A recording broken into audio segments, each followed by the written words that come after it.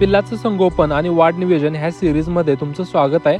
आज आपण ह्या व्हिडिओमध्ये पिल्लाचं वजन वाढ कशा पद्धतीने झालेलं आहे, त्याची ग्रोथ कशी झाली ह्याच्याविषयी माहिती बघणार आहे। 6व्या दिवशी आपण त्या पिल्लाचं वजन वाढ घेतोय, तर 6व्या दिवशी 5 किलो 800 ग्रॅम वजन भरलेलं आहे। तर आज 17 तारीख आहे, 13व्या दिवशी सर्वसाधारण त्या पिल्लाचं वजन वाढ आहे 7 किलो 600 ग्रॅम।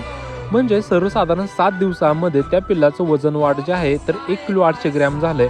म्हणजे 7 दिवसामध्ये त्याचं एका दिवसाला 257 ग्रॅम वजन वाढ झालेलं आहे। तर आपण ते 6व्या दिवशी व्हिडिओ केलेला आहे, तुम्ही लाईव्ह बघू शकता। आज 13व्या दिवशी व्हिडिओ करतोय, तेही तुम्ही बघू शकताय।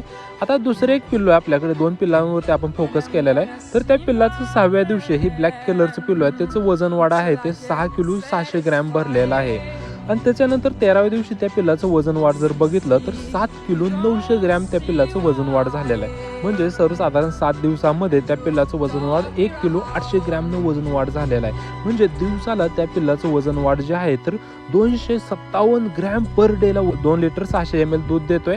आणि त्याच्यानंतर तुम्हाला सांगितलं पिंकू ग्राय वॉटर आणि A to Z सिरप 15 दिवस कंटिन्यू आपण ठेवणार आहे। तर मित्रांनो, वजन वाढ कसं झालंय जरूर कमेंट करून कळवा, कमी झालंय का जास्त